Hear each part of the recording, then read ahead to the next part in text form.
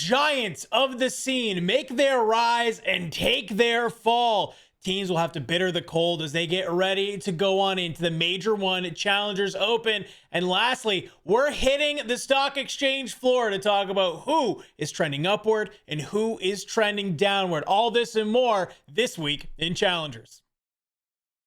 This past weekend, we saw the wrap-up of the first Challengers Elite, the Season 1. Did finish. Now, anyway, we got a chance to cast a lot of this bracket going on through. It was a really fun time, obviously, for us being able to get to cast, but also just to watch all of these games kind of come on through, because we felt this energy in Challengers, and this felt like maybe a little bit of the payoff of some of the storylines that we've really been seeing brewing over the course of the last couple of weeks, and honestly, almost over a month. That has been there. Before we dive on in to talk about some of the teams, I want to just get your initial reaction. Any surprises? Anything that you kind of was out of the ordinary for you, or what was anything that jumped out for you as we kind of walked through day over day of the Elite? I think the general overarching feeling was, I mean, there's one team that stood tall amongst all the rest, of course, and we'll get it deeper into some of the performances, but it was how different some of the teams look compared to groups. It's one of those things where, like, we kind of came out of the groups, we had predictions about how these certain teams would face, maybe how certain players individually would play. For example, Priesta, Oystertees, I was very concerned about how they looked, and they came out and shut us all up and reminded us all why they used to be in the COD League. So, yeah, it was how quickly some of the teams turned things around and how quickly some of the others fell off, I guess. Very, very night and day all the way through the tournament. Yeah, it was great to see some of these teams, I think, show some real signs of life.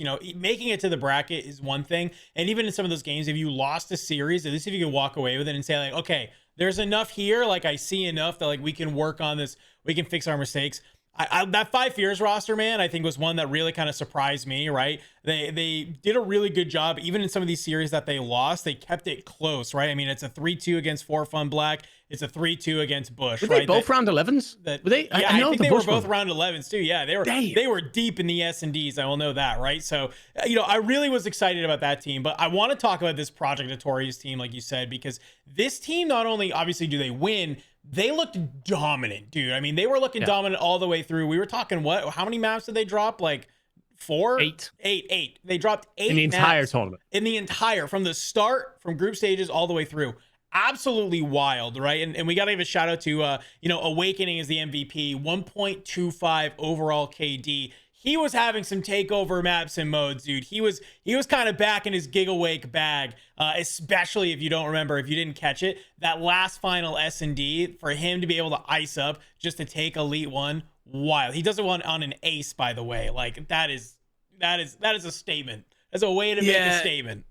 Yeah, it's weird because with Wake, there's always been this kind of theme around him, this belief that his KD stats don't really stack up. Yeah, because he can be one of those ARs that kind of sits over the top of his players. He's happy to send everybody else in. If his 3 teammates die in front of him, he's going to wait. He's not going to dive that point, stuff like that. And I understand some of those conversations, but then the impact is certainly being shown through this Elite. Like, I remember several moments where his team really needed him to come alive, and he puts his squad on his back, drags them through maybe a tough patch where the opponents have got a hold of the game. And I remember he picks up like a 3 or 4 piece on the Black Heart in the grand finals. He had himself a pretty terrible start to the Black Heart in the grand finals. Like, I genuinely couldn't believe that his controller was turned on. He's putting up zoomer numbers. And then all of a sudden just comes alive when his team really needed his lock in the rotation. And he did that all the way through the tournament. So yeah, fully deserving of the MVP. I think we could have given it to anyone on Notorious. Yeah. Like, you were right. They looked dominant from the very beginning. And coming into the Elite, our whole thing was, look, you do a great job of getting through to top 8, top 6, top 4. You do a great job, but there's always one of these big teams that you slip on. Not a single one this time round. Incredible stuff. No, I mean, the only, actually, I'm pretty sure it was Falcons Academy Green in both the group stage and here in the bracket is the only team that really is able to take maps off them consistently, right? So, for the fact that they were able to look so good all the way through was awesome. We're going to talk more about their performance later, though, because that didn't last for long. But we got to talk about their opponents a little bit as well. Falcons Academy White, you mentioned it. I was really, really impressed with the turnaround from this team. I think when we watched, kind of going into that losers round 2, right? We get a chance to cast it. We're doing all our notes and stuff. I'm like, man, like, Falcons Academy Green just feels like they're too good lately, right? They 3-0 Bush. They bring Project Notorious to a map 5. Okay, cool, right? They go on down. I'm like, this really feels like a Falcons Academy Green, a win for them just to be able to kind of move on and get back to that grand finals. But dude, Falcons Academy White, Priesta, Arcides were firing. There was like, dude, Arcides had that one thing where he was just going on some like insane spree on a Colossus later on against the Bush. And I'm just like, dude, what am I watching right now? This is insane. It was much better, as said, in the respawns by Arcides and Priesta for sure. The groups, I was a little bit worried. I was like, oh God, this is one of those moments where you start to see like ex-pro players slide down the pecking order because they just were not up to speed at all. But no, they turned it around. Very impressive. And Paul X as well. I felt like he hit a really good level, kind of alongside Awakening. They're both two similar players, in my opinion, in the way in which they can put up big damage numbers, kind of get a little bit of flack sometimes that they're not deserving of, but here having huge impact. The only thing I will say that's negative about this whole Falcons White situation is they fucked my pick'ems big time. I had Academy Green winning and then going all the way through to lower bracket, so they completely screwed me there. And other than that, no, they look fantastic because coming into the Elite, we had a storyline, right? Yeah, it started the season very well. They were one of the top squads, and then they started to really slip down that list. And what were you going to do in the Elite? Well, it turns out you started a little slow, but you make it count when you really needed to. So, yeah, great stuff by them. Obviously, they'll want to win it all, and they'll be coming for plenty more, especially with the open round the corner. But good signs of a team that is stacked with talent. On the EMEA side of things, the bracket was admittedly a little bit more standard, I think we could say. I think a lot of the teams that we thought would make it pretty deep in this bracket were able to do so. And I think there were only a couple call outs to me. You know, I want to give a huge shout out to this Sin roster because I think them 3-1ing Dark Horse Esports was actually kind of a big deal, right? I think they really had a fantastic match. I think those are like the matches that you look at and you look at signs of life for a team. That was definitely one of them. But for the most part, we get to a Clutch Rain P7 grand finals. That's there. No surprise. Clutch Rain, they handle business in 4. Lynn's MVP with a 1.23 overall. That's there. But feels like to me, Enigma, we're kind of starting to see this whirlpool happen in EMEA where it's like Clutch Rain, Rock, P7, and then always like a fourth team that's like just kind of making themselves be known, right? It feels like every tournament that we see, it's just very, very interesting that it's always one of those at least 3 that will always be in the mix. It feels like 2 different divisions. It truly does feel a little bit like Clutch Rain, P7, Rock. Then after that, you've got the next 5 of your top 8. So Signs, Hybrid, Dark Horse, Treat You One, Night Vibes, all of them can take something off each other. Sure. But as soon as you see like Clutch Rain match up against any of those last 5 that I just mentioned, they bully them. P7 Rock, they tend to deal with them as well. P7, I'd say a bit more of a mixed bag. They've been a weird team through this year. But yeah, I think for this Signs roster, I'm glad you bring them up because this is the team that had Alpha. Now, this was Team D3. This was the almost the French team kind of misfit pickup group. And they managed to make it happen. They've turned themselves into a pretty solid roster through the year, but I am curious now about what will happen to them with Alpha moving over to North America, because you got to assume that they pick up, I don't know, maybe like 6 or somewhere. I don't know. I don't know who they go with. There's obviously Whalers. He speaks French. He's on Hybrid Nations, but yeah, that could cause a little bit of a Rostermania down there. It'll be interesting to see if this team lifts because of it or heads back down. But yeah, we'll have to wait and see on that one. No, and I love that the Rostermania kind of also happens in EMEA, even though it is a little bit, I think, different than what we kind of see in North America, like what we covered last week.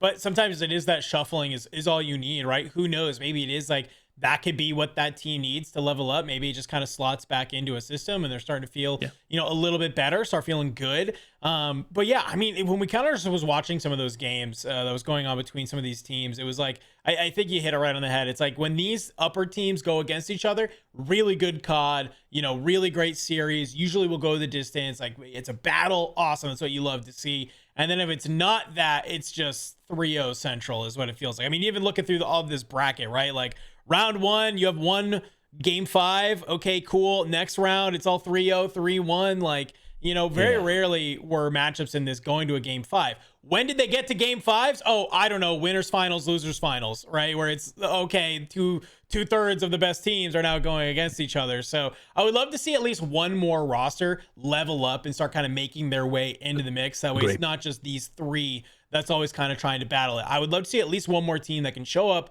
against these top teams and start taking maps off them.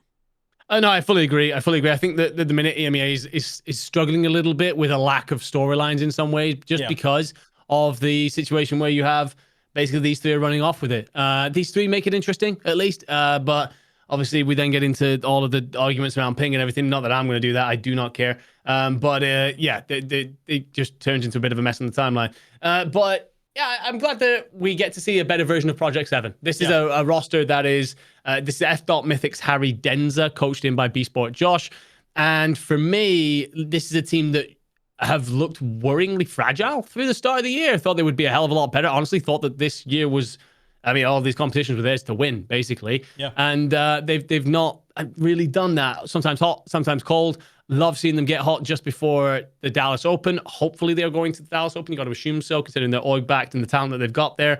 But yeah, this was a much better run from them. Fall short just in the finals, but they had to make like a really big run through the back period, and a game 5 there against Rock as well. That's one of those moments where I think you get tested big time. Yep. And if you've had some wobbles, this is where you suddenly show that actually can get over them. Yeah, I'm right there with you. I think it's a conversation that we have with a lot of different teams. It's like, you know, yeah, sure, you look good against the subpar teams, but do you look good against the top teams that are there? P7, they come on and they showcase like, okay, yes, we can go the distance and we can take maps off of the best of the best that are here. Like you said, you take down Rock in that game 5. You at least take 2 maps in the grand finals. You don't just get completely 4-0 swept that are there. So I'm really excited. I hope they go to the Challengers Open. If not, obviously we'll see them in Birmingham. That's there, but I would love to see what these guys can do on land, because it definitely feels like they are starting to heat up. But where one competition ends, of course, another one has to come on through. The Elite ended on Thursday. You have Friday. And what happens on Saturday? We're right back into the Cups, baby. Cup number 5 is starting. And actually, in both North America and EMEA, we have some insane storylines. Let's talk about North America first, though, my friend. We have Omit Brooklyn winning Cup number 5, but it's not by the path that you maybe would think a team like Omit Brooklyn would make. It is all the way through the losers side. It is absolutely wild. They win the first round against For Fun Esports, and then they go down to Falcons White. And then from there, it's just all the way down through. And look at the teams they have to go through, Enigma. 5 Fears, Project Notorious, Huntsman, Falcons White again to get back in the grand finals against Falcons Academy Green. And what do they do back in those finals? I don't know. They choke slam. That's what they do. It's a nice little 4-0 quick victory. It is indeed. We were laughing about this a little bit off camera, but I'm going to say, like, this competition could not have been either better or worse timed for whichever side of the sword you've just fallen on, because for someone like Omit Brooklyn, they came off the back of Elite 1, and you and me were both like, well, they were pretty crap. They did very little, to be honest, to impress us. Really felt like Fellow in particular looked off form. They make a change. They take Nate out, put Manny in, and yeah, they stagger in the earlier stages to fall early into that lower bracket. We're thinking, all right, business as the Elite was. No, they pull off the run of dreams. So that is, very impressive stuff from them. To overcome Project Notorious as well. Can't remember the last time they lost a series. And yeah, they just managed to do a great job of getting themselves through pretty much every top team in the competition. So all of a sudden they've gone from, well, Open 1 looks tough for us to, hell yeah, bring Open 1 on, baby. Like, we're going to absolutely smoke this shit. So it's, I mean, for other teams on the opposite side of that coin, Project Notorious, of course, you win Elite 1, look untouchable, and then suddenly you lose to Falcons Green and Omit Brooklyn here. So yeah, it's a weird one, because it's how much stock do we put in it? Because obviously a cup isn't worth as much as an Elite, but it's definitely close to the Open. Yeah, and that was what I wanted to really focus on was, it's like, sure, you faltered in the Elite, but then it's like, okay, this is a brand new, Omit Brooklyn roster for the most part, right? We're with Manny now coming on in. And I think what's important is exactly what you just mentioned. You get this warm-up before the Challengers Open, right? So obviously we know a team like Omit Brooklyn is going to show up to that Challengers Open and is going to be there. So not only do you have reps through scrimming like a lot of teams would expect to have, but you have actual competition tournament reps. And, say what you want about online COD, whatever. The fact of the matter is you took down some very, very good teams to be able to get that win. That is experience that you cannot have elsewhere, right? And in those situations, you're making a loser's bracket run, because who knows, maybe we get to that Open and Omit Brooklyn's in the same, boat. They might be in loser's bracket and say, guys, we literally just did this a week ago, right? Like, we're not worried about it at all. We're just playing on land now instead of online. But like, what's the difference? To have the same mentality is there. It's going to be super, super clutch. I'm very excited for that team. But I also want to give you a little bit of a nod, of course, to that Falcons Academy Green team, because we just talked about how they were looking so strong through the group stages of the Elite. And then when it came to the bracket, they didn't look exactly like Falcons Green that we know and love. Here, back in the Cup, I think they are looking more informed of what we came to expect from them, right? They go against that new EMEA Noir roster. They go against For Fun Black, and they go against Project Notorious as well, right? And they're able to take down some big teams. They get their get back on the sister squad, Falcons Academy White, in order to make it. And then I'm just a little bit upset. I think the only thing that would have made me feel a lot better about this team had this not been a 4-0 completely for them, right? If it was an actual, maybe a 4-2, at least you can say, okay, they showed some signs of life in some of those modes. But that to me is like the one thing that leaves me from saying like, wow, that team is really back, right? I love what's seeing through that bracket. Cool. But I needed to see more in that grand finals against a really good team. Yeah, I always struggle with moments like this because I look at that 4-0 and I think how much of that was Falcons Academy sitting cold, waiting for an hour or however long it took. True. You know what cups are like. Players can chalk time for a team to come and join them in the grand finals, and how much of it was Omit Brooklyn were the unstoppable bloody force, having smashed everything in their path through lower bracket. You get off to a slow start in some of these series sometimes, and that momentum just sits on you, right? It's heavy coming off the back of a map one where you're sluggish to get out the box, really. So, yeah, I'm curious there. Obviously, not to take anything away from Brooklyn. They were brilliant, but I do wonder about that. And I'll put more faith in for Falcons kind of agreeing that run that they go on before that. They do great. The Falcons derby has happened like 6 times this season now. They managed to come out on top this time, which is obviously a great boon heading into the Open, because you got to imagine with how many times these teams have played each other, they will play each other again. Mm-hmm. And honestly, for me, I think that one of the things here is if I was to try and say like, which teams have been most consistently up there through the year, it's got to be these 2 Falcons teams. It feels like they're always a part of the conversation. It always feels like they're one of the teams that are a hurdle to anyone else's success. Yeah, no, I think that's a great call out, because it does feel like week over week we are talking about these 2 Falcons rosters. We talk about them through the Elite. We talk about them here and week after week in the Cups, right? They're looking really, really solid. I think we're starting to kind of finally formalize on some of our top North American teams that are consistently performing well.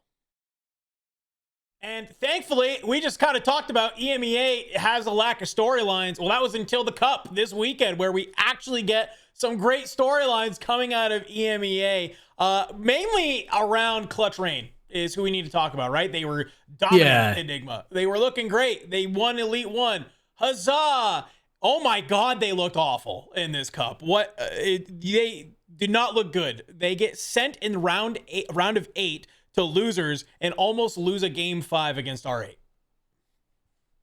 They most certainly do. I'm struggling with internet, I think, for a half second there, but am I back in the picture? Out of the pictures? All right, okay, sweet. On my end, it looks like Pac-Man, but it's all right. We'll keep moving with it. Yeah, Clutch Rain, this was uncharacteristic. And again, it's going back to that conversation of like, this Cup couldn't have been worse timed for some teams. Yeah. And Clutch Rain is definitely going to be one of them, because they come off the back of the Elite. Linz is your MVP, a very confidence-based player. You're looking great, right? You got to assume again that this team are coming over to Dallas. And they just get it all wrong here. Drop to Luti's Lions in the round of 8. Almost get knocked out top 8 to R8. That's a lot of 8s all in a row. But then it's... They don't only lose 3-2 to Luti's Lions and then lose finals, they get reverse swept. So it's a case of that's just probably the worst way to exit a tournament. To then watch as well, Luti's Lions get dominated in the grand finals. It's like, okay, it's a massive gap suddenly appeared between Clutch Rain and Rock, or is Luti's Lions suddenly your hard counter? Like, how's that working? I mean, we've seen that time and time again in Call of Duty, right? You can be the hot team, right? You can be top of the boards, rankings, whatever, and there's always that one team that will hold it to you, right? I mean, look, Optic and Florida Mutineers, right, is a great example of it, where it's like, you can be so good, and it's just that one team that for some reason has your number, and maybe you called it, maybe Luti's Lions, shout out Luti, right? Maybe he's absolutely done some work as a coach to figure out how Clutch Rain like to play and how maybe you can win against the French.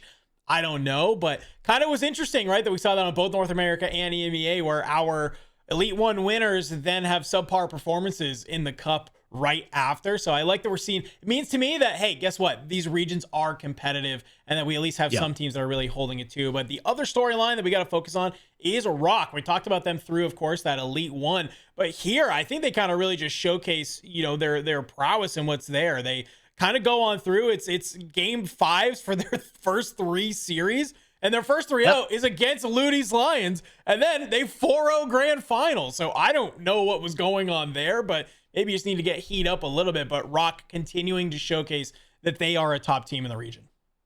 Yeah, I mean, I think as well that this bodes into more of a, or at least ties more into a conversation generally about the Middle Eastern players. Because like we're seeing them develop more and more through the year. I feel like Rock were our third best team at the start of the year, became our second best team. They've kind of hovered there for a while. Are they now the best team? This is a squad that's coached by Vortex and Lewis JB, so not surprised that they're seeing improvements. But it is a situation for them of like, yeah, you've now put yourself in a pretty good position in terms of having a gap.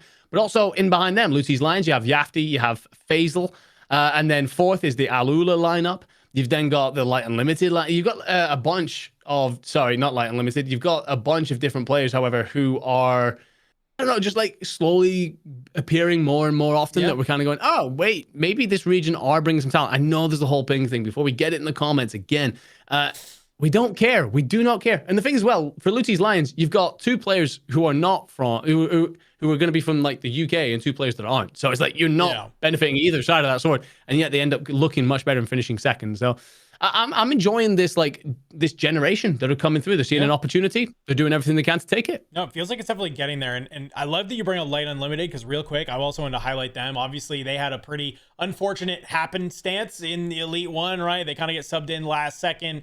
They're not really able to make the waves that they really want to, but they come into the cup, and I at least like, you know, they go up against Alula there in the round of 6. You know, they're making some moves that's there, and just I think for a team that, you know, maybe didn't get in through Elite 1 the way they wanted to, I'm wondering, do we see them kind of go on through, and then will Elite 2 maybe be potentially a different story?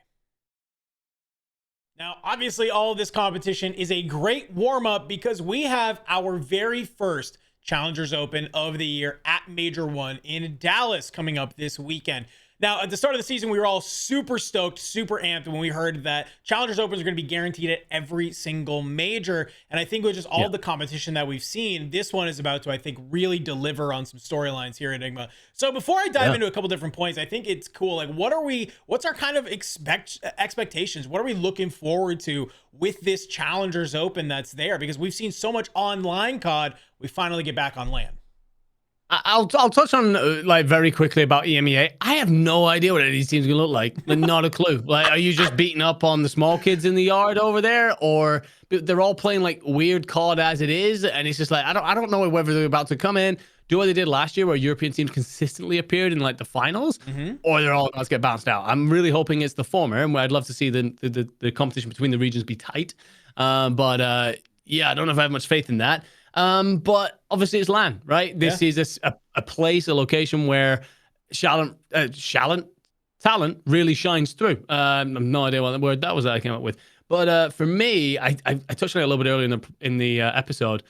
I think it's going to be one of these Falcons teams. They refuse to go away. They're always there. Feels like that they're the gatekeepers. And for me, that's, if I had to put money on something, that's where I'd go. Yeah, it kind of on that same vein. That was the one thing I was thinking of, and I think both those Falcons rosters fall into it, which is that like it's a saying that we've heard time and time again, is that like LAN is different. And I really expect, you know, sort of the teams that have more vets on them to really perform, right? So if we look at that Project Notorious roster, we look at the Falcons rosters, we look at the EMEA roster, right? Like these are players who not only have been playing challengers forever and know what it's like to play on LAN and play through the pit, these are also players who have played on the brightest and biggest of stages, and when it comes to Call of Duty, right? And so when they rock up to the pit, you know, they don't have to be on the big stage in front of all the fans and surrounded by LEDs, right? No, like they're in the pit. Okay, cool. It's just me and my boys. We're about to play some COD. Like it's like such like almost like a level set for them that I wonder if like that confidence will help them, you know, see some of these teams really, you know, kind of have some breakout moments, have some breakout series against other people. Because we've heard it time and time again where it's like some teams, they get to LAN and they kind of just shit themselves, dude, because it's like they're not used to that pressure, right? Whereas you look at some of the top teams that we have, at least in North America, and they're already accustomed to it. I mean, look, it is different, right? Like we as casters, it's different for us. Like you're in a room surrounded by so many people, you know that all eyes are on you. It's different temperatures, it's different settings. It's have you eaten well? Have you slept well? Have you, you know, all these things. I think that I like that you're talking about the veterancy stuff. So I'm thinking about players like Fellow and Brack on Brooklyn, Bush Gaming, right? Like this has to be a good event for this roster, has to be. But then I'm really interested in how this 4 Fun Black roster do, because Phantoms has not looked this good in a very long time. He's been very impressive. He's got a young roster alongside him, particularly Peel and Vic is like their first year. So for me, I'm really curious to see, like, okay, can you turn what has been a very promising elite and most recent performances inside of the online stages into a LAN setting? That would be a story. And it's also on the flip side of that too, right? It's that, what about these newcomer teams, just the young guns who just show up to LAN and all of a sudden start shooting and are looking completely different? Because sometimes teams just look completely different on LAN and really can come on out, right?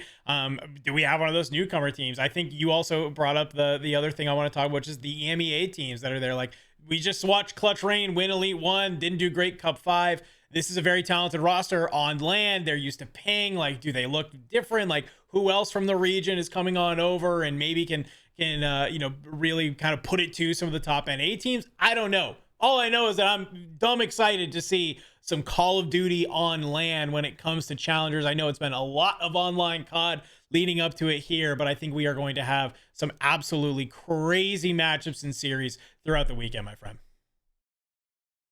All right, now to a brand new section that we are going to call the QuickFix Stock Exchange. That's right. We're going to be taking players, teams, anything else in challengers to rate their stock. Are they on the rise or are they going down? And we're kicking it off with none other than our boy Phantoms from For Fun Black. Now, this squad I think was a little bit lucky in EMEA to be able to make it into the elite, that was there. But once they did, I was seeing some really strong stuff coming out of that squad, right? Even though they maybe get knocked out in some of those series where, it's a 3-0 and it feels bad, Phantoms, his KD, his stats, his damage were always looking good. And even just by the eye test was looking really crazy. So that's why, to me, I think Phantoms definitely has a stock up going on in to the open. No, it's hard to disagree because I think Phantoms comes into this year and it's a case of, if you perform poorly this year and then the year started off with like top 16 kind of placings, is this your year done? Is this the last we see of you? He's been around for so long at this point. Your chance of getting back into the league feels slimmer and slimmer. He's assembled this young roster underneath him and very much so took up the mantle of veteran and leader. And despite some of the great things the rest of his roster are doing, every time this team looked good, pull off an upset, whatever, he's at the forefront of it, leading that spear. So yeah, great stuff from him. I'm going to go with a conversation about QK, though, moving on from Phantoms. Forget about that guy. Let's talk about QK. And he, for me, has been at the heart of absolutely everything good. I think when it comes to the start of the year, I wasn't really sure on him. Who are you? What are you about? For me, this is definitely a stock up situation. This guy has been frying better every single week, it seems, and no more so than this weekend. Almost drops a nuke on Project Notorious, and his team end up placing second. Yeah, they're sluggish in grand finals, but other than that, this man was having the time of his life. No, I really like what QK has been showing on the map. I love that he's been one of these players who we had a lot to talk about towards the end of Black Ops 6 and has rode a lot of that momentum here into Black Ops 7 and is really answering on a lot of the things that we kind of came to expect, right? It was a shooter. His POV looks insane, absolutely wild. And then as we get here and it's a brand new game, brand new team, right? And it's continuing to see a lot of those same things. So it has me excited to see the progression of him, especially over the entire course of the year. But where we have some stock ups, we also got to talk about the stock downs, and we're kicking it off with none other than Capsule from the Telluride Bush. Now with Cap, it's less of like him as a player to me that's not really managing to make his way on through. It feels like Black Ops 7, we've heard this time and time again, it's really hard for these SMGs who are trying to take these really long routes and pop a two-piece in order to get active